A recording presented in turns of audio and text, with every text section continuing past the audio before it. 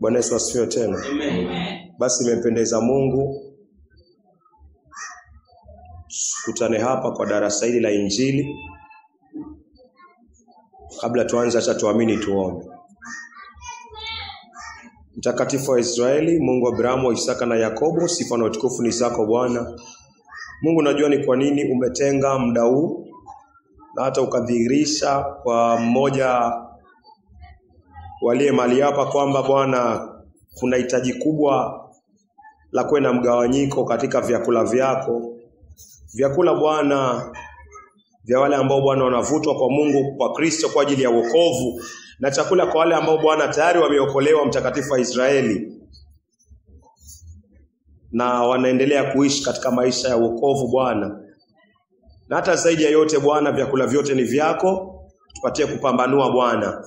Katika muda huu Bwana, tunapoangalia moyo wa mwanadamu, tunapoangalia mioyo yetu Bwana, tunaomba utupatie rehema na baraka zako Bwana ziwe juu ya neno hili lako Bwana.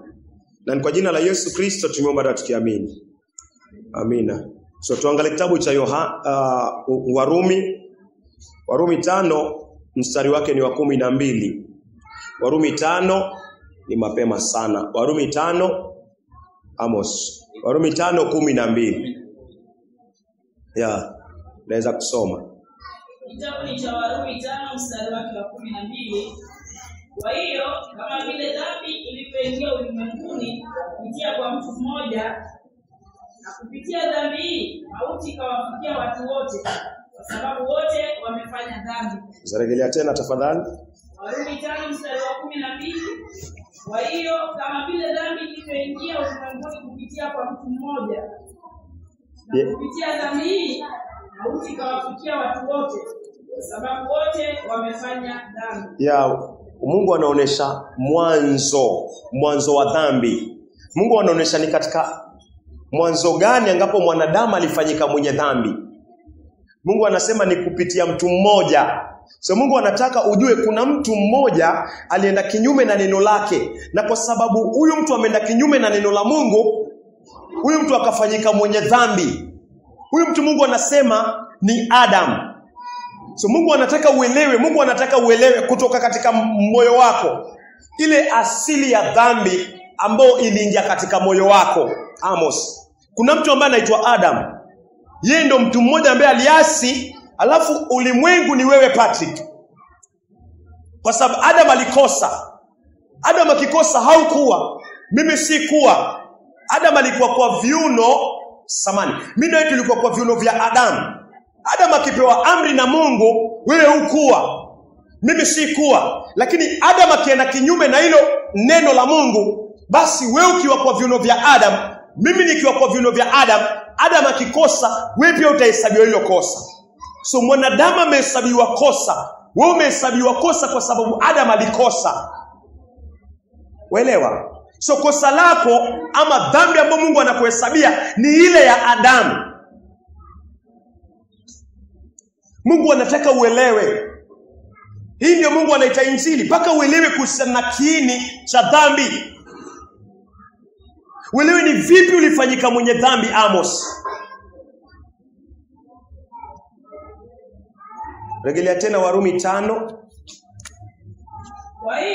Kwa hiyo kama vile dhambi ilivyoingia ulimwenguni kupitia kwa mtu mmoja. Dhambi iliingia ulimwenguni. Ulimwengu ni nani? Ulimwengu ni wewe.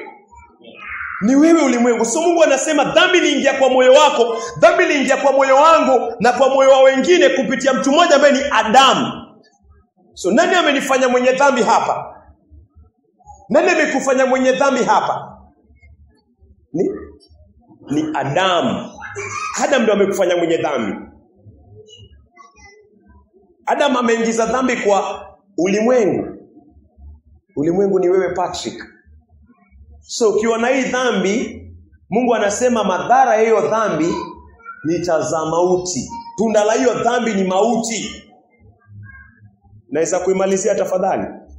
Na kupitia dhambi hii mauti ikawafikia watu wote. Kwa sababu dhambi imeingia ndani ya moyo wako, dhambi imeingia ndani ya moyo wangu, dhambi iko katika mioyo yetu. Mungu anasema kwa ajili ya hiyo dhambi mauti imekufikia pia. Mauti imekufikia pia, ndio maana watu wanakufa. Mtu akifa ni ishara ya kwamba kuna mtu ambaye anaitwa Adam alienda kinyume na neno la Mungu. Kwa sababu Adam ameenda kinyume na neno la Mungu, basi Mungu akasema dhambi imekufikia, dhambi imenifikia. Alafu pia ushahidi ya kwamba dhambi imetufikia ni mauti. Mungu alimwambia Adam pale bustanini, alimwambia Adam ukila utakufa. Hiyo sauti eko yake haikuishia na haitaishia katika bustani ya Edeni, inaendelea mpaka sasa hivi. Hiyo sauti bado tunaisikia mpaka sasa hivi. Adam utakufa, utakufa, utakufa, utakufa, utakufa, utakufa, utakufa. Mpaka leo wanadamu wanakufa kwa sababu ya hiyo dhambi. Ni kwa sababu gani? Sauti ya Mungu haikuishia bustanini. Sauti ya Mungu haijawahi kuishia bustanini. Kwa kukosa kwa Adam, kwa kwenda kinyume na neno la Mungu, Adam, wewe ni mwenye dhambi. Na mauti ambayo yamekufikia, Mungu aseme tu ni mauti ya kufa tu katika mwili. Mauti iko katika kufa kwa mwili na iko kufa kwa roho. Mungu anatangaza kifo cha milele katika nafsi yako. Mahali dhambi inakaa, mauti inakaa. Mahali dhambi inakaa, mauti inakaa. Ino mauti ni kufa milele. Ufunuo 21 mstari wa 8. Dhambi imeingia. Dhambi ilipokufikia, mauti ikakufikia na ikanifikia pia. Kitabu cha Ufunuo 21 mstari wa 8. Lakini waoga, wasioamini, wachafu, wauaji, wazinzi, wachawi, waabudu sanamu, pamoja na waongo wote, walipale katika lile ziwa liwakalo moto na kiberiti. Hii ndio mauti ya pili. Ya, rejelea tena hatua kwa hatua tafadhali. Ufunuo 21 mstari wa 8. Naam. Lakini waoga. Mungu anasema waoga, wasioamini. Wasioamini ni watu ambao wanatenda maovu na pia hawajamwamini Kristo, bado wako na dhambi. Ile dhambi ya Adam ndani ya mioyo yao. Wasioamini, wachafu. Mungu anasema wachafu, wauaji, wauaji, watu wenye chuki katika moyo. Wauaji wako na dhambi ndani ya mioyo yao, ni wauaji mbele za Bwana. wazinzi, Wazinzi, wachawi, waabudu sanamu, watu ambao wanainamia sanamu, pamoja na waongo wote. Pamoja na waongo wote. Mahali pao ni katika lile ziwa liwakalo moto na kiberiti. Mahali pao ni katika lile ziwa liwakalo moto na kibiriti. Hii ndiyo mauti ya pili. Ili ziwa la moto ndio inaitwa mauti. Mungu akisema kwa Adam, dhambi imeingia kwa moyo wako, na kwa dhambi hiyo Mungu anasema mauti pia akaingia. Inamaanisha dhambi ilipoingia katika moyo wa mwanadamu, Mungu anasema pia Jehanamu, kuzimu, ziwa la moto iliingia pia katika moyo wako. So nawa nimebeba dhambi, mwenye dhambi amebeba dhambi ya Adam, na pia amebeba ziwa la moto. Akifa katika hiyo dhambi inamuelekeza katika ziwa la moto, atachomeka milele. Dhambi ya Adam, Yesu anasema ni lazima uzaliwe mara ya pili, kwa sababu ulipozaliwa mara ya kwanza kuna dhambi ilipoingia kwa moyo wako, mauti pia iliingia. Mauti ni nini? Mungu anasema ziwa la moto, ziwa la moto.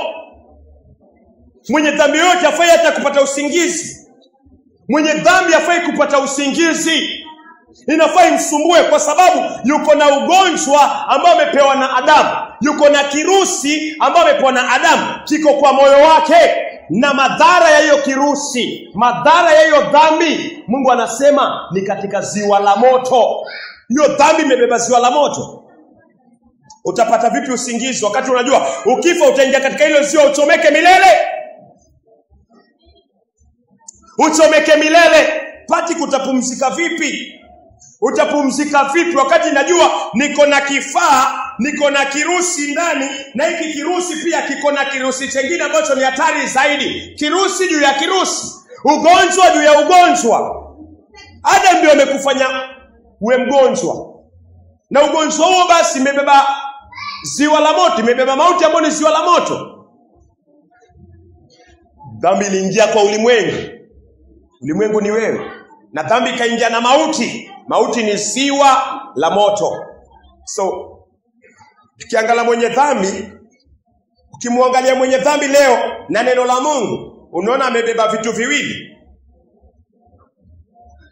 Amebeba dhambi aliyoipokea kwa Adam, na amebeba ziwa la moto.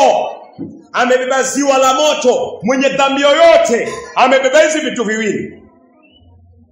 So inafaa uone ni nini iko ndani ya moyo wako. Sauti ya Mungu bado inaendelea, Adamu utakufa, watu wanaendelea kufa, Adamu utakufa, watu wanaendelea kufa, Adamu utakufa, watu wanaendelea. Ni sauti ya Bwana.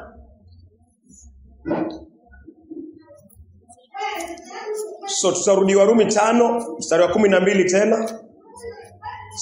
Some yote kwa ukamilifu. Kama cha Warumi 5 mstari wa 12. Kwa hiyo kama vile dhambi ilivyoingia ulimwenguni kupitia kwa mtu mmoja, kupitia dhambi mauti ikawafikia watu wote, kwa sababu wote wamefanya dhambi. Mungu anamalizia akisema wote wamefanya dhambi. Wote. Ulimwengu umebeba nini? Unafikiriaje Patrick? Ulimwengu umebeba vitu vingapi? Viwili. Vingi. Moyo wako umebeba vitu vingapi? Vingi. Ulimwengu umebeba vitu vingapi? Sana na maandiko venye tumeangalia. Umebeba dhambi na umebeba ziwa la moto. Sawa sawa. Ni vingi, lakini kwa mnijibu wa maandiko, ndio maana Mungu anataka mushift mawazo yenu. Usiangalie ulimwengu. Ulimwengu ni wewe. Ulimwengu ni pale dhambi iliingia. Rejelea tena ile andiko tafadhali. Kwa hiyo kama vile dhambi ilivyoingia ulimwenguni kupitia kwa mtu mmoja. Dhambi iliingia ulimwenguni. Ulimwengu ni nani? So moyo wako umebeba nini? Dhambi. Endelea. Na kupitia dhambi, na kwa hii dhambi ambayo imeingia kwa moyo, mauti ikawafikia watu wote. Kwa sababu wote wamefanya dhambi. So ni vitu vingapi hivyo? Dhambi na mauti. Umeelewa? Dhambi na mauti. Tukaangalia mauti, tukasoma Ufunuo 21:8. Mauti si ya kufa tu kwa mwili, ile ya kufa kwa mwili yes, na pia kuna kufa kwa roho. Mauti ni ziwa la moto. So mwenye dhambi katika moyo wake amepokea dhambi kwa Adam, alafu kwa dhambi hiyo mauti, na mauti hiyo ni ziwa la moto. So mwenye dhambi yoyote unapomuona, usifanye mzaa na nafsi yake. Na mwenye dhambi hafai kuwa na mzaa na nafsi yake. Ukienda nje kuhubiri, usifanye mzaa. Jua unaenda kuhubiri nini? Jua unaenda kushughulikia nini kupitia Roho Mtakatifu? Jua mwenye dhambi ako na nini. Na kama mwenye dhambi hataona kile ambacho kiko ndani yake, hata umhubirie, atakuwa na shida ya kupokea. Na wewe mwenye dhambi, yafaa ujue uko mahali hatarini sana. Manake ukibeba gurnedi ambayo imetolewa, yani iko tayari kulepuka. Ziko gurnedi unatoa tu pini, alafu unairusha, inalepuka si muda mrefu. Mwenye dhambi amebeba dhambi na amebeba zaidi ya gurnedi. Kwa sababu kama ziwa la moto inaweza tengenezwa gurnedi, inaweza kuwa hatari zaidi ya nuclear yoyote ile. Na nuclear ndio inaua zaidi, ina maafa zaidi. Kama kuna silaha inaogopewa ni nuclear. Na mwenye dhambi amebeba dhambi, alafu hiyo dhambi imebeba ziwa la moto ambao ni mauti ya pili. Hiyo ni zaidi ya nuclear. Utapataje usingizi?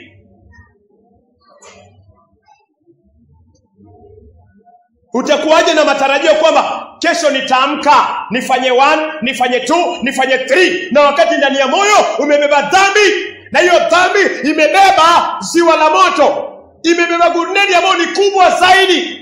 Haikulepui mara moja, inakulepua milele. Milele inakulepua. Hayo ndio yako kwa moyo wako Patrick sasa tunapoongea. Mungu alipomwambia Adamu kila utakufa, hiyo sauti haikuishia bustanini mwa Edeni. Hiyo sauti eko ni sauti ambayo ukiongea kama utakufa haisi, inaenda utakufa, kizazi kingine utakufa. Eko ya Mungu paka kwa kizazi cha mwisho, hiyo eko haitaisha. Mungu anataka kuamsha tafadhali. Tusiwe ni naja tu kwa ushirika, naja nisikie neno. Mungu anataka kuamshe. Kile kitu umekibeba ni hatari. Na Adam ndio amekupatia. Alishawishiwa na mkewe kupitia shetani. Niko na uhakika mtu aje aonyeshe gurnedi madhara yake, akitoa pini alafu airushe, amekuja na simu kubwa ama TV kubwa, amekuonyesha ndio gurnedi, angalia venye inafanya, akitoa kirusha inalepuka, watu wanakufa. Alafu aseme chomo hicho ni hiki hapa, na atoe ile pini alafu airushe. Nani atabaki hapa katika hichi chumba? Hakuna mtu atabaki. Mimi mwenyewe sitabaki, nitakimbia. Sasa ni aje Mungu anakuonyesha kwamba ndani ya moyo wako umebeba dhambi ya Adam, wewe ndio ulimwengu, na hiyo dhambi imebeba mauti, imebeba gurnedi kubwa na kali zaidi, yenye moto mkubwa zaidi, ya kukuchoma milele na milele, usiku na mchana unachomeka. Hiyo dhambi uliyoibeba imebeba hiyo. Mbona tuikimbie? Mbona hataki kuamka kutoka kwa usingizi huo? Nikimbie kwa huyo ambaye Mungu alimtuma kwa ajili ya dhambi ya ulimwengu. So hiyo ndio umebeba kila wakati unapokuja hapa Patrick ushirika, kila wakati unapotembea, jo umebeba gurnedi ambayo ni hatari zaidi ya kukuchoma milele. Mungu anataka uanze kumuita. Mungu anataka uanze kumuita kama vile hujawahi kumuita. Mungu anataka akuamshe, uanze kumuita. Usione ulemavu wa mwili. Usione ulemavu wa mwili, kuna gurnedi hapo, kuna ziwa la moto hapo la kukulepua milele. Moyo wako umebeba. Usione mwili kabisa, usione ulemavu wako, miguu Mungu ataiponya kwa jina la Yesu Kristo. Lakini kwanza angalia moyo. Gurnedi yafaa itolewe. Hii gurnedi yafaa itolewe. Gurnedi ikikaa sana kama imetolewa, ikikaa sana inalepuka.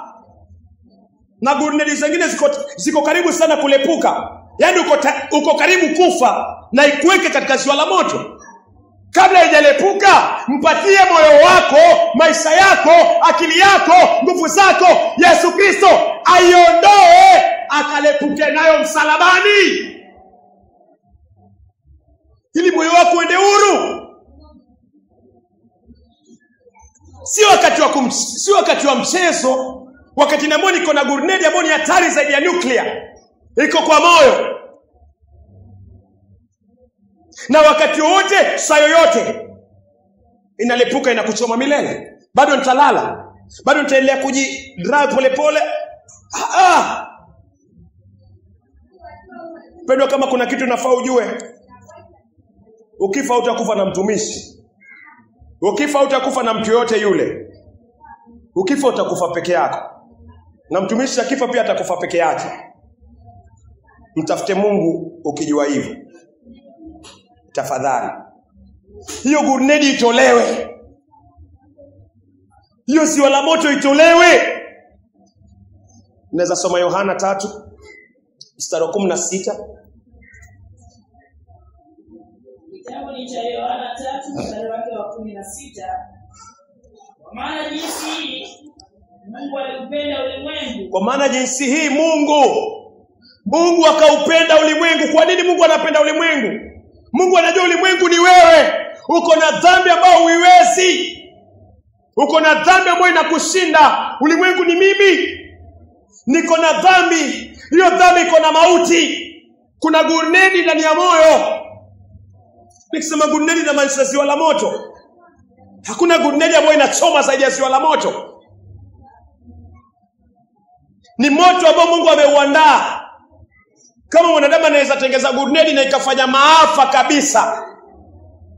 Gurunedi moja ilirushwa Hiroshima. Ilifanya maafa paka leo, madhara yake yanaonekana.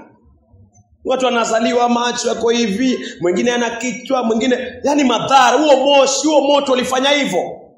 Na ni mwanadamu alitengeza na akairusha.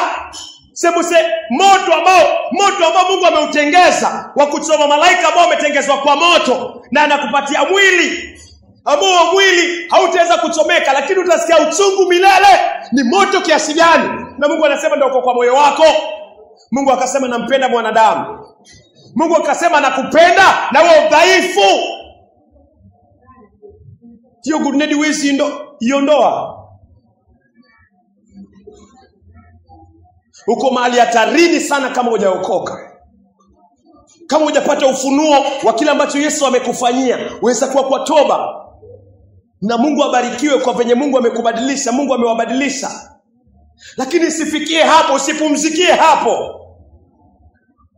Mungu anataka neno lake likusukume. Mungu akaupenda ulimwengu. Mungu akakupenda Patrick. Mali dhambi imeingia kwa ulimwengu, mali mauti imeingia kwa ulimwengu. Mungu anasema ulimwengu huo wenye dhambi, ulimwengu huo wenye mauti nimeupenda. Na kitu ambacho Mungu anakipenda, Mungu atakifanyia kazi. Mungu atakifanyia kazi.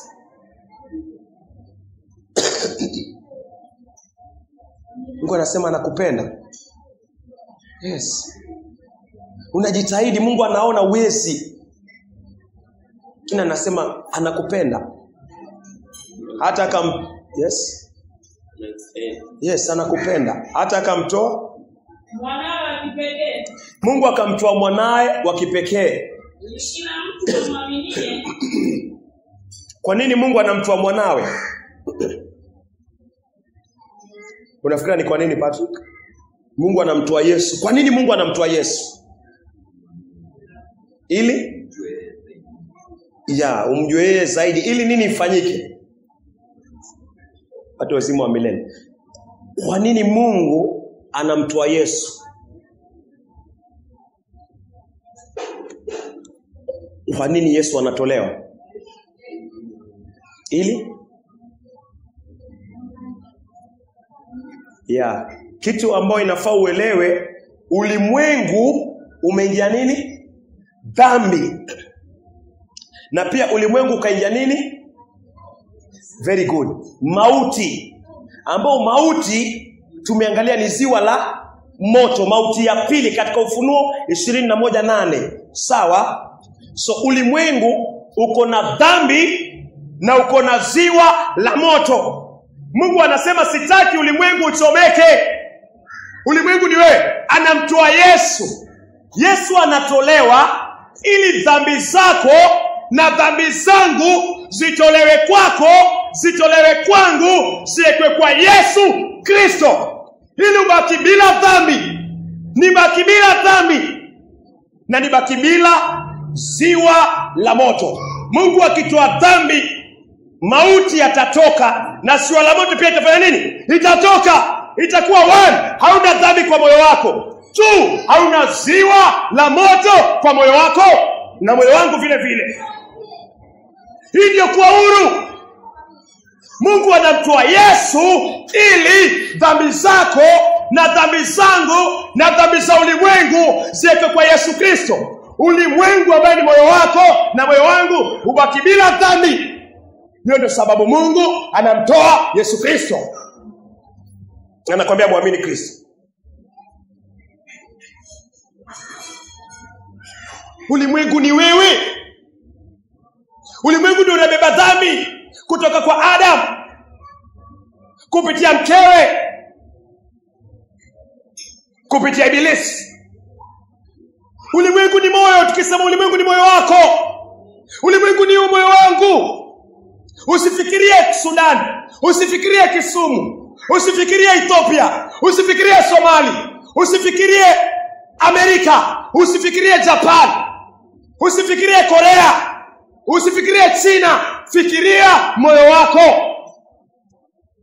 Alafu uone huyu ambaye Mungu anamtayarisha, huyu ambaye Mungu anamtoa.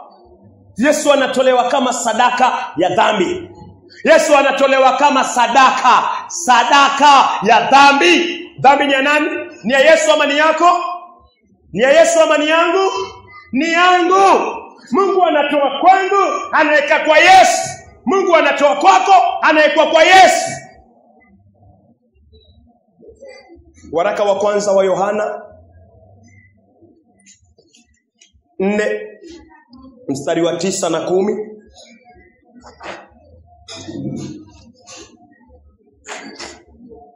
Waraka wa kwanza wa Yohana 4 mstari wa 9.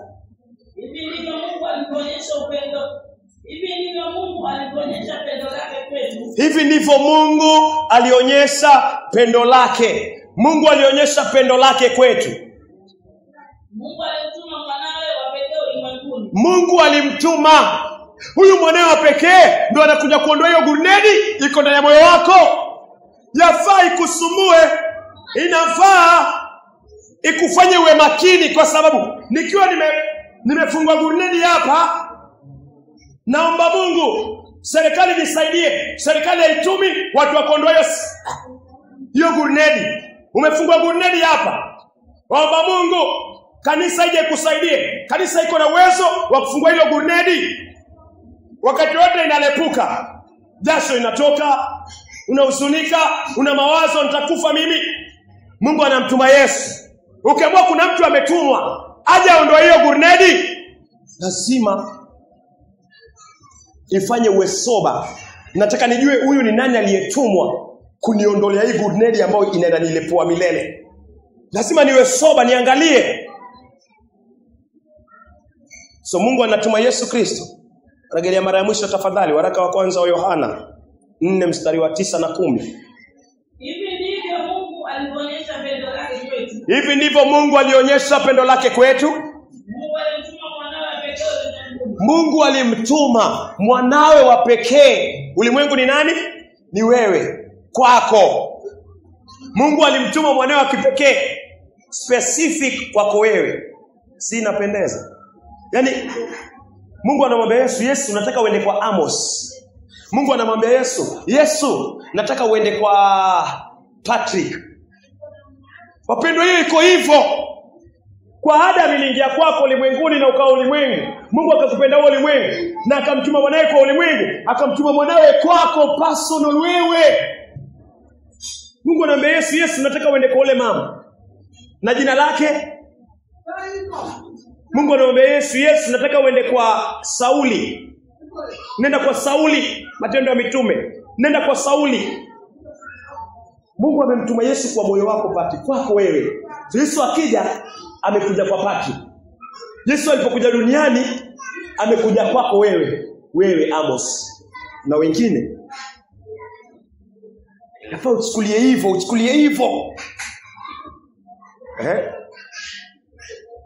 Hivi ndivyo Mungu alionyesha pendo lake kwetu. Hivi ndivyo Mungu alionyesha pendo lake kwetu. Mungu alimtuma mwanawe wa pekee ulimwenguni ili tupate uzima kupitia kwa nani? Kwa Yesu Kristo.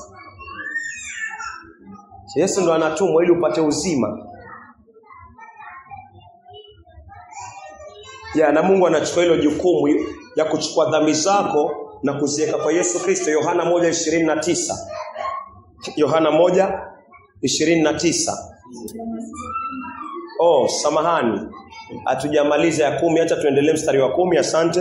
Hili ndilo pendo. Mungu anarejelea tena, hili ndilo pendo. Si kwamba tumempenda Mungu. Si kwamba wewe umempenda Mungu. Wewe una chochote cha kumpenda Mungu, Patrick. Humpendi Mungu. Mungu ndo anakupenda wewe. Yeye Mungu alitupenda, alikupenda Mungu. Akamtuma mwanawe ili mwanawe awe dhabihu. So Mungu akimtoa Yesu kwa ulimwengu, Yesu anakuwa dhabihu. Dhabihu ni sadaka. Endelea. Ili Yesu awe dhabihu ya upatanisho kwa ajili ya dhambi zetu. So Mungu akimtoa Yesu anatoa dhabihu. Sawa sawa. Mungu anamtoa Yesu kwako. So Yesu ni dhabihu yako. Yesu ni dhabihu yako. Yesu ni dhabihu yangu. Yaani mimi nimetolewa dhabihu na Mungu. Dhabihu hii ni Yesu Kristo. Yaani wewe Patrick umetolewa dhabihu na Mungu. Dhabihu ambayo Mungu amekutolea ni Yesu Kristo. Dhabihu ya dhambi zako. Dhabihu ya dhambi zako. Mali dhambi zako zitachukuliwa, zitawekwa kwa nani? Kwa Yesu. Yohana 1:29. Mungu anataka ujue kwa dhambi zako zote ulizozirithi kutoka kwa Adam, uliotenda maovu, Mungu amekutolea sadaka. Ili hii sadaka ibebe dhambi zako zote, dhambi zangu zote. Waelewa? Ili dhambi zako zilipwe na hilo sadaka, ili we hauna dhambi, dhambi zako ziwe zimeoshwa. So Mungu anatoa sadaka Patrick, ambaye ni Yesu Kristo. Sadaka ya nini? Kwa ajili ya dhambi, kwa ajili ya dhambi. Ya Mungu anatoa sadaka, faini yako yote ilipwe kupitia Yesu Kristo. Ni sawa na umefanya makosa, umeambiwa ulipe 2,000,000 au na 2,000,000, umekuwa pale gerezani. Sawa sawa. Una makosa kweli, una hatia kweli. Sawa, uko na hatia na unafaa baada ya miezi 3 haijapatikana, kwa hiyo hatia umefanya ukanyongwe. Bado siku moja tu uende ukanyongwe, ama umefika mahali umepoteza hata matumaini. Unasema hii ni kunyongwa tu. Alafu mtu ajitokeze, sawa sawa, mtu ajitokeze uenda kunyongwa. Bado masaa mtu ajitokeze, umechukuliwa, umeenda umepelekwa pale, umesimama pale, umewekwa kamba, unaambiwa ongea maneno yako ya mwisho. Kwa familia yangu, watoto wangu niliwakosea, kanisamehe. Haya. Nyonge. Mtu anasema ngoja kidogo. Ni pesa ngapi? 2,000,000. Alipe 4,000,000. Utafanya nini wewe? Utafurahi sana. Nitafurahi sana, kwa sababu nafani wawe na hakuna tumaini. Nimekuwa kamba, nishasema maneno ya mwisho, amri shatolewa, au wawe huyo. Ngoja kidogo.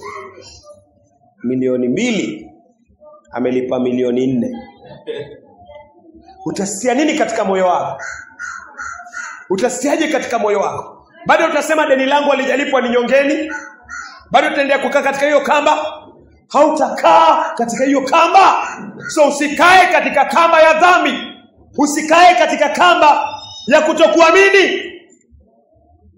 Songea kwa ile kazi ambayo Yesu Kristo amekufanyia. Yohana 1:29. Yesu alitumwa ondoe hiyo dhambi. Hiyo kinyongo inafai kunyonge, Yesu alitumwa iondolewe.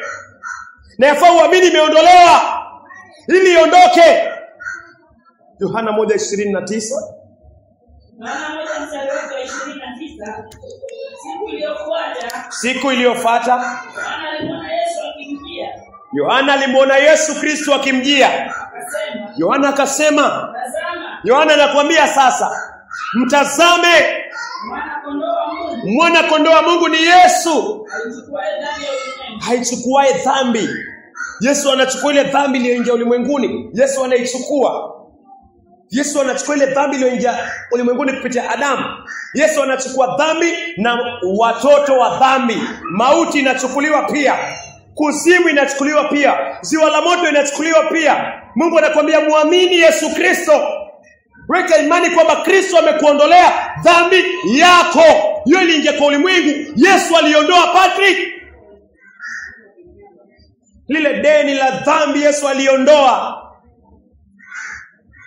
Nafaa uamini. Na vile wasema katika moyo wako, nitasikia raha. Mungu anataka pia upate raha. Upate raha kutoka kwa moyo, raha ya milele, kwa kuamini kwamba ile dhambi na yale maovu umeyafanya, Mungu ameweka kwa Yesu Kristo na Yesu akayabeba. Yesu akayabeba. Na hapo ndio unapata kupumzika. Waraka wa kwanza wa Yohana 2 mstari wa 2.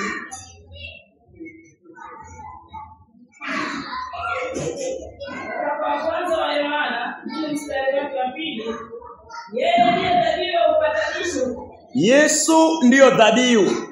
Yesu ndiyo dhabihu ya upatanisho Kwa ajili ya dhambi zetu. Yesu ni dhabihu kwa ajili ya dhambi zetu. Wala si kwa ajili ya dhambi zetu tu. Wala si kwa dhambi zetu tu, Bali pia kwa ajili ya dhambi za ulimwengu wote. bali pia kwa ajili ya dhambi za ulimwengu wote. Mungu anasema nimemtoa Yesu Kristo. Yeye ndio dhabihu ya dhambi zako. Dhambi zako zote zimewekwa kwa Yesu Kristo. Dhambi zangu zote zimewekwa kwa Yesu Kristo. Na si dhambi zako tu. Anasema dhambi za ulimwengu mzima umewekwa kwa Yesu Kristo. Dhambi uliorithi kwa Adam, dhambi ulioipokea, dhambi ya ulimwengu haiko kwako, imehamishwa sasa kwa Yesu Kristo. Mungu anataka uamini. Dhambi yako imehamishwa kwa Yesu Kristo. Mungu anataka uamini sasa. Sasa kazi iko kwako. Ni kuweka imani kwa kile ambacho unakisikia. Kwamba ilikuwa hapa, sasa iko hapa tena, iko kwa Yesu Kristo. Na Yesu ndio dhabihu wa kunipatanisha na kukupatanisha. Tendo la imani. Tendo la imani. Changanye kile unachokisikia na imani. Kwamba uko na Biblia, nimechukua Biblia. Sasa hauna nini? Hauna Biblia. Mungu anakuambia hivyo. Umekuwa na dhambi katika ulimwengu, umekuwa na mauti ambao ni ziwa la moto. Yesu amechukua hiyo dhambi. So ufai tena kujihesabia dhambi kwa sababu Kristo ameichukua. Hiyo ndio kuamini Patrick. Hiyo ndio kuamini. Hakuna mtu anaokoka kama hajaamini hiyo. Na kila mtu ambaye ameokoka aliamini hiyo. Nilikuwa nayo kwa ulimwengu. Mungu akamtuma Yesu kwa ulimwengu kwangu, kwako mwenyewe personal. Yesu akaichukua kutoka kwa ulimwengu, akaichukua kutoka kwa Patrick, kutoka kwa Amos, akaichukua kutoka kwangu. Sasa sina, iko na Yesu Kristo. Hiyo ndio kumwamini Yesu Kristo Patrick. Bwana Yesu asifiwe. Hiyo ndio kumwamini Yesu Kristo. Na hiyo ndio kupata ondoleo la dhambi, na ndio kupata msamaha wa dhambi. Kwa kuamini Yesu Kristo. Bila kurudi nyuma katika mawazo, bila kurudi nyuma katika moyo, bila kufikiria chochote kile cha mwili wako, ila tu kufikiria kile ambacho neno linakwambia, na ule ukuu wa ile sadaka ambayo Mungu ameitoa, na ile ukuu na nguvu zilizo ndani ya damu ambayo ile Mungu amemtoa Yesu Kristo. Yesu Kristo. Na pati hivyo ndio watu wanaokoka. Hivyo ndio watu wanaingia mbinguni. Hivyo ndio watu wanabatizwa na Roho Mtakatifu kwa kuamini kwamba nilikuwa nayo, lakini Mungu amesema amemtuma Yesu. Yesu akaichukua, akaiondoa. Sina, iko na Yesu Kristo. Bwana Yesu asifiwe. Hiyo ndio msamaha wa dhambi.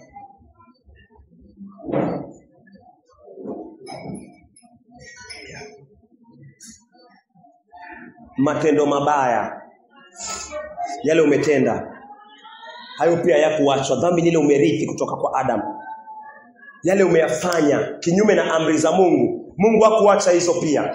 Kuiba, kuzini, kutukana wazazi, kutokuheshimu wazazi, kutokuheshimu mamlaka, kuwa na miungu mengine, kwenda kwa waganga.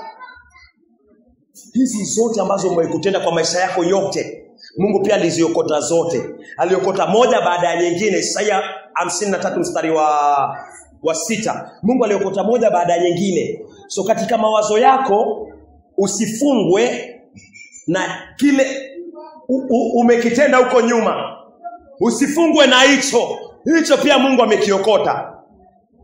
Yaani Mungu anasafisha moyo wako, anasafisha moyo wangu, anasafisha ulimwengu. So usifungwe na haufai kuyaregelea. Anaondoa kila kitu katika dhamira yako. Hata ile Mungu anaweza lisamea pia. Hiyo isikufunge. Hiyo pia aliichukua akaiweka kwa Yesu Kristo. Ubaki hauna chochote kimekufunga ila kuamini Yesu Kristo. Unaweza soma Isaia, maovu ni yale umetenda. Maovu ni yale mimi nimetenda. Maovu ni kila kitu ambacho kibaya nimekifanya kinyume na haki ya Mungu, kinyume na utakatifu wa Mungu, kinyume na amri za Mungu. Hesabu hayo yote tangu tumboni kudanganya mpaka umri wa sahihi, hayo yote kabisa Mungu anasema amechukua akayaweka kwa Yesu Kristo. Jiachilie. Jiachilie Patrick. Jiachilie. Amos, jiachilie. Sema jiachilie na maanisha funguka katika moyo. Wachilie yale yote. Hukumu yoyote ile imekuwa hii nimetenda, iachilie. Iende kwa Yesu Kristo. Naweza soma tafadhali? Isaya 53 mstari wake wa 6. Sisi sote kama kondoo tumepotea. Mungu anasema mimi na wewe sisi sote kama kondoo tumepotea.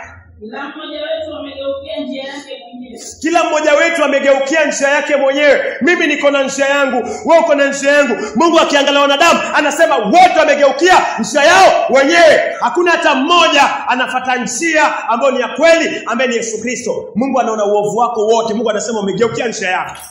Lakini Mungu afikie hapo, aachie hapo. Naye Bwana aliweka juu yake maovu yetu sisi. Naye Bwana aliweka maovu. Maovu ni zile njia zako mbaya. Umekuwa kwa njia zako, Mungu amechukua hizo njia mbaya zako, amechukua maovu, ameweka juu ya Yesu Kristo. So hakuna ovu hata moja lile unaweza kufikiria. Sawa, hakuna ovu hata moja lile unaweza kufikiria Mungu ameliwacha. So ovu lote ambao unafikiria, Mungu anasema ameweka kwa nani? Kwa Yesu Kristo. Maovu yako yote Mungu ameweka kwa Yesu Kristo.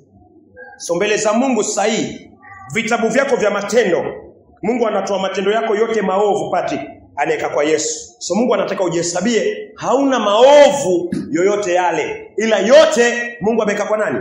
Yesu Kristo. Bwana Yesu asifiwe. Unaelewa pati? Unaelewa Amos? Umeelewa? Ya. Sawa. Ni ubao umekuwa mchafu, ubao mweupe. Watoto wamekuja wakachoka, maka peni wakachora kwa mchafu. Alafu baba akaja ama mama akaja akaufuta, mama akaja akaufuta vizuri. Ubao ukawa msafi. Ubao ni moyo wako. Ubao ni moyo wangu. So Mungu anataka ujiachilie kwa ubao, uone venye Mungu anausafisha. Mungu anausafisha kiasi ya kwamba ubao ambao ni moyo wako unaona ni msafi kabisa, na dhamira za moyo wako, dhamira za mawazo yako inashuhudia kwamba ubao wa moyo wangu ni msafi. Ni msafi. Yafaa kubaliane na neno la Mungu. Sawa sawa. Mungu akisema umechukua dhambi zako akaziweka kwa Yesu, maovu yako akaweka kwa Yesu, kama bado uko na shaka hapa, ina maana Mungu anasafisha ubao, lakini unaamini kuna ubao, sehemu ya ubao ambao haujasafishika. Lazima usafishike wote. Patrick, lazima usafishike wote. Na usiendelee katika maovu. Usiendelee katika njia mbaya. Usiendelee katika njia mbaya. Unapogeuka kwa njia mbaya ni toba, na kuachana na hiyo njia mbaya na kuweka imani kwa Yesu Kristo. So tukiwa tunamalizia, Mungu alihukumu hizo dhambi zako na dhambi zangu kwa mwili wa Yesu Kristo. Warumi 8 mstari wa 3. Mahali ungefaa hukumiwe Patrick, mahali ungefaa hukumiwe Amos, mahali ungefaa uhukumiwe ni hukumiwe. Mungu anamhukumu nani sasa? Yesu Kristo. Yesu anahukumiwa kwa niaba yangu. Nitapatikanaje tena kwa njia mbaya? Utapatikanaje tena kwa njia mbaya? Yesu anahukumiwa kwa njia zako mbaya, ili usipatikane kwa njia mbaya. Yesu anahukumiwa Amos kwa njia zako mbaya, ili uwe mwisho wa njia zako mbaya na njia zangu mbaya na njia zenu mbaya, uwe mwisho. Nitakuaje tena na njia mbaya? Nita-entertainaje tena njia mbaya katika mawazo na katika moyo? Inaonyesha nimesahau. Hata katika watakatifu umesahau. Nitachekaje tena na dhambi? Nitafanyaje mzaa tena na maovu? Naweza kuna kitu unasahau wewe. Nikiona Mungu anatoa usherati wako na anatoa kwangu, anaweka kwa Yesu, ananiambia usifanye tena usherati.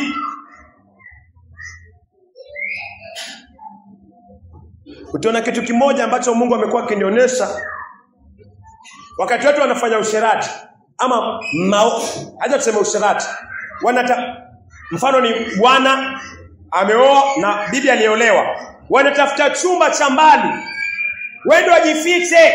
wafanye uchafu wa usherati. Sawa sawa. Wanajificha. Kwa nini wanajificha?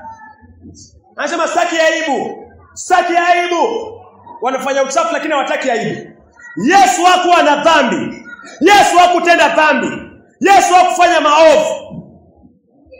Usherati wangu na wako ambao tumeufanya, uzinzi wako na wangu ambao tumeufanya huku kwa giza, ambao wewe hutaki uonekane ukiufanya, Mungu anautoa pamoja na dhambi ya Adam, anamwekea Yesu. Yesu anaibika. Hukutaka aibu. Hukutaka aibu. Mimi sikutaka aibu, ndio maana tulijificha. Waelewa? Lakini sasa hii aibu na hili kosa linaitwa Yesu Kristo. Wataka Yesu aibishwe, basi aliaibishwa. Kwa kile ambacho hutaki uonekane, unakifanya kwa siri. Hautaki uonekane. Kilikuwa kwa Yesu na Yesu akataka kuonekana. Huu ni upendo kiasi gani, Patrick? Huu ni upendo kiasi gani? Yesu akaeka usharati wako na wangu na uzinzi na uchuki na hasira, Yesu akaekewa. Yaani kile ambacho mimi sitaki nionekane, Yesu akaekewa. Na Yerusalemu nzima, ulimwengu mzima, kwa sababu watu walikuwa wanakuja Yerusalemu kufanya trade. Ulimwengu mzima ukamwona Yesu. Mtu kutoka Libya alibeba msalaba wa Yesu. Kutoka Libya, Simeoni Mkrene alibeba msalaba wa Yesu, Mwafrika huyo. Inamaanisha nini? Aibu ya Yesu, aibu yetu kwa Yesu Kristo ilijulikana na ulimwengu mzima. Unaje katika dhambi ambayo ni chafu, ya dhambi ya namna hiyo, ama utoaji wa mimba, utoe kwa siri, ulimwengu mzima ujue umetoa mimba, utakuwa na aibu, utataka. So Yesu ilimpata, na wewe ndio umeifanya kwa siri. So siafata nione upendo na nipokee upendo. Mimi singetaka nionekane, lakini yeye ameonekana na ulimwengu mzima, na si yeye aliyetenda. Mimi ndio nimetenda, wewe ndio umetenda.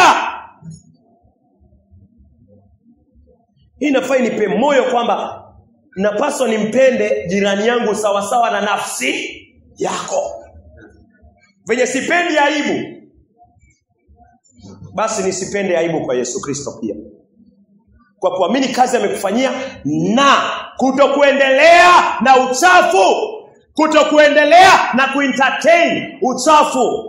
Wakristo wengine wako na fitina, wengine wako na faraka, wengine wako na maneno machafu. Maneno tu, huyu, yule, huyu. Angapo haujengi mwili wa Yesu, unatawanya. Lakini utaona kama unafanya vizuri, ni shetani anakutumia, ni shetani ananitumia. Watakatifu wako hivyo.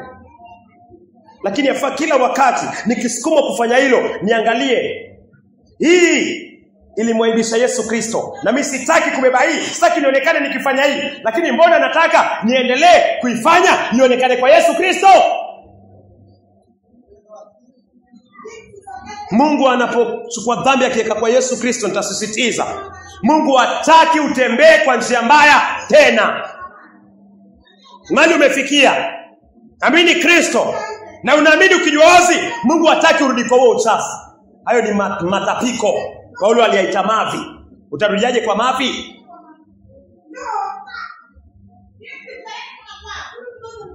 Narudiaje kwa matapiko? Ina maana kuna kitu kimekuwa baridi ndani ya mioyo yetu. Kimekuwa baridi. Na inatokanaje?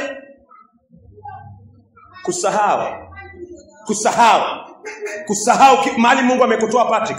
Kusahau mahali Mungu amenitoa. Kusahau mahali Mungu amekutoa, Petro. Kusahau. Hiyo ndio inakuwa shida. Lakini mtu akikaa kila siku akumbuke hii aibu ikaekwa kwa Yesu, mimi sitaki nionekane, nimpende Yesu sawa na nafsi yangu, sitaifanya. Nikiishi kukumbuka, sitafanya. Na niko na mtu anafanya, nitamkemea. Kwa sababu yeye anataka aibu, anajificha. Alafu anataka mwingine abebe hiyo aibu katika ulimwengu mzima. Hiyo si kumpenda Kristo kama na nafsi yako. So unaposamehewa, Mungu anapokupatia imani ya kwamba amekusamehe, neno anakuambia usitende dhambi tena. Sawa sawa. So ukiona Mungu anapiga dhambi zako kwa Yesu hadharani, tena anainuliwa juu sasa. Nyinyi ambaye hamumuoni vizuri kama Zakayo, pengine ni mfupi, atatatizika. Anaambiwa Zakayo usitatizike. Yesu wako, Yesu wetu, huyu hapa juu. Dhambi zako zimekuwa pale. Nitakuwaje tena na uhusiano na mapenzi na dhambi? Yesu wangu ameinuliwa pale juu. Aibu yangu yote iko kwake. Yeye ndo anabeba ile aibu yako na yangu pale juu. Moyo wangu utakuwa tena vipi vuguvugu? Moyo wako utataka tena vipi kurudi katika matapiko? Nitashawishiwa na nani aniregese kwa matapiko kama najua haya? Sirudi Misri. Sirudi Misri. Warumi 8:3, mali dhambi zinahukumiwa. Kitabu cha Warumi 8:3. Kwa maana kile ambacho sheria haikuwa na uwezo wa kufanya, sheria ilikuwa dhaifu. Sheria ilikuwa dhaifu katika mwili. Mungu kwa kumtuma mwanawe mwenyewe kwa mfano wa mwanadamu mwenye mwili ulio wa dhambi, na kwa ajili ya dhambi, kwa ajili ya dhambi zako Mungu akazihukumu dhambi zako na dhambi zangu kwa mwili wa Yesu Kristo. So dhambi zako zote zilikuwa ndani ya Yesu Kristo na Mungu akazihukumu. Ulevi wangu ulipigwa kwa Yesu, usharati wako ulipigwa kwa Yesu, chuki yangu ilipigwa kwa Yesu, mawazo yako machafu na yangu machafu yaliyekuwa kwa Yesu, kila dhambi, kila uovu, kila kosa. Alafu Mungu akazipiga pale. Yaani kwa ufupi, wewe na mimi tulihukumiwa pale msalabani na Mungu ndani ya Yesu Kristo. Sawa sawa. So Mungu akimhukumu Yesu alikuwa anapiga dhambi zako. Alikuwa anakupiga wewe ndani ya Yesu Kristo. So wewe ulipigwa, ukauawa ndani ya Kristo Yesu. Bwana Yesu asifiwe. Ili ufe kwa dhambi, alafu ufufuliwe kwa haki katika Mungu. Bwana Yesu asifiwe.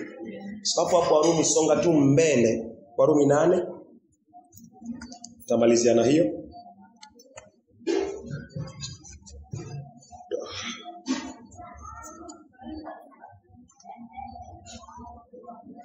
Samani 6:8. Uko 6?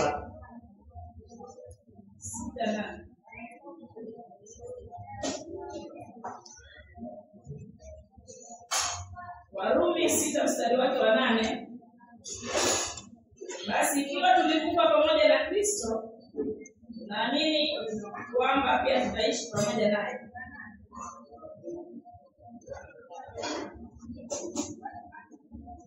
Warumi 6.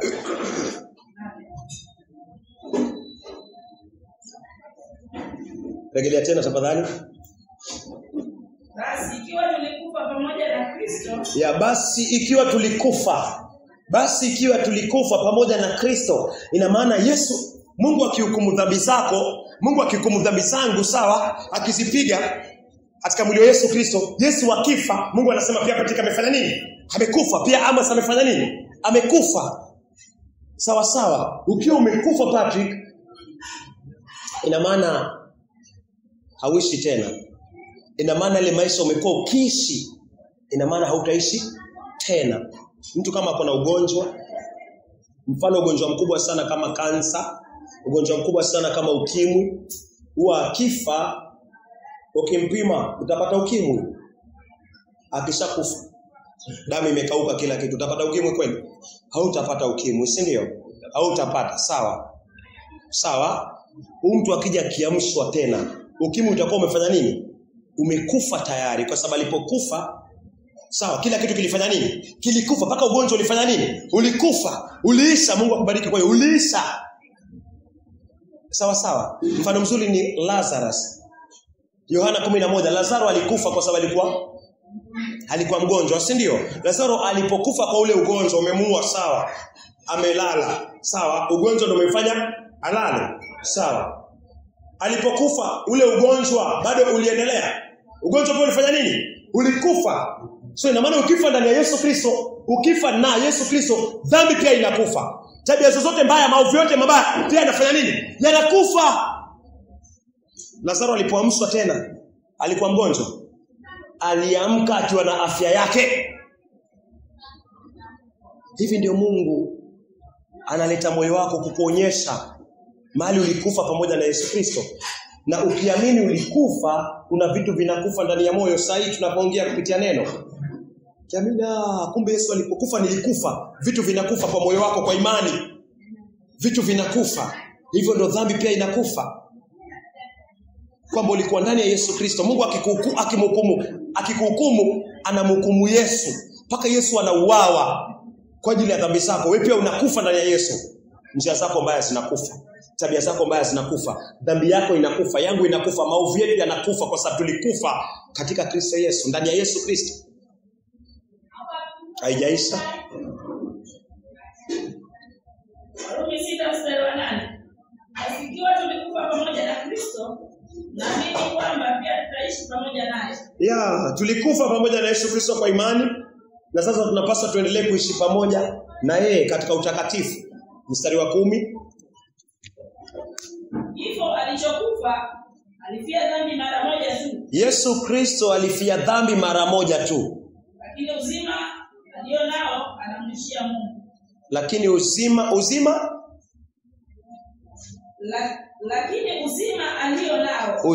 alionao anamrudishia Mungu. Hii ya kimombo inasemaje? Naona ina tafsiri tofauti. So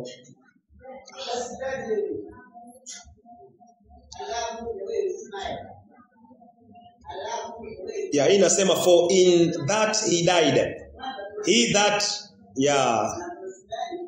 Unasoma mstari wa 10 kweli? Warumi 6:10. Nasema for in that he died unto sin once. He died unto sin once. In that he liveth unto God. Kwa sawa. So Yesu alipokufa kwa dhambi mara moja, wewe pia ulikufa kwa dhambi mara moja. Sawa sawa. Alafu kwa haya sasa Mungu anasema umuishie nani? Umuishie Mungu. Kumuishia Mungu ni haurudi tena kwa yale machafu. Ulikufa wewe ndani ya Kristo Yesu alipokufa. Njia zako mbaya zikafa, dhambi ikafa. Alafu Yesu alipoamshwa, wewe pia uliamshwa, niliamshwa. Ili tuweze kumuishia Mungu. Tukuta Mungu aongee na sisi kwa hilo neno. Mungu wa Abrahamu, wa Isaka na Yakobo, asante kwa neno lako Bwana. Mungu, najua kwa nini umetuweka mahali hapa Bwana, na mpendwa huyu na mama huyu na kijana huyu Bwana, ni ili tupate kukaa na wewe milele mbinguni Bwana. Ndio maana umetuleta mahali hapa Bwana, kusudi na lengo ikiwa ni kuingia paradiso Bwana. Na ni kupitia neno lako Bwana tutaingia na kuendelea kukaa katika njia zako Bwana. Mungu, nenda ukamuokoe Patrick Bwana. Imani huja kwa kusikia Bwana. Umempa toba kweli Bwana kwa njia nyingi sana. Naomba ukampatie imani ya kwamba kupitia Kristo dhambi zake zimeondolewa Bwana. Kampatie ufunuo Bwana. Vile vile Bwana Amos na mkabidhi mikononi mwako. Na mimi hata miguu yake Bwana utampatia katika jina la Yesu Kristo Bwana. Shughulikia moyo wake Bwana. Kampatie ufunuo kwa kazi uliyoifanya kupitia Kristo Yesu. Ukamweke huru daima. Na wengine wote Bwana ambao Yesu hajaumbwa ndani yao, nenda ukawakumbuke. Na wale ambao Yesu ameumbwa ndani yao tayari, Mungu uzidi kutusimamisha kwa imani hiyo. Namwombea Bwana Maithia na nyumba yake Bwana. Namkumbuka Juma Bwana. Tunamkumbuka Lydia Bwana. Namkumbuka Bwana Sam. Nakumbuka Bwana Moses. Nakumbuka Bwana Wekesa, umempeleka Bungoma Bwana, tusaidie hubiri injili ndani yake. Na wengine wote ambao tujawataja Bwana, David Bwana, faraja Bwana. Wengine wote walio Tanzania Bwana, nenda ukakumbuke hata Nigeria Bwana. Nenda ukakumbuke mtakatifu wa Israeli hata Sudan na sehemu zingine zote za ulimwengu Bwana. Nenda ukatuhurumie Bwana. Nenda ukaokoe nafsi Bwana. Hata katika mitandaoni Bwana, katika shirika lako hili Bwana ulilolichagua Bwana. Si eti ni kwa kuwa ni bora, lakini si bora Bwana, kwa kuwa ni watoto na ni wachanga na wanakutegemea wewe. Nenda ukaonekane Bwana kwa shirika hili la Africa Repent Bwana. Chote Bwana ambaye ameiacha njia yako Bwana, nenda ukamuongeleshe katika upendo. Aregee Bwana, aregeshe moyo wake Bwana kwa neno lako Bwana. Ili tusiishi uvuguvugu Bwana. Na katika sehemu zozote zile tujaenda kwa uaminifu Mungu, tuonyeshe kupitia Roho wako Mtakatifu. Tukemee katika utaratibu Bwana na upendo wako Bwana. Turudi mtakatifu wa Israeli kwa njia zote zile. Ili Bwana tuwe watumishi waaminifu na vile ulivyotuachia. Na kwa jina safi la Yesu Kristo tumeomba tukiamini. Amen.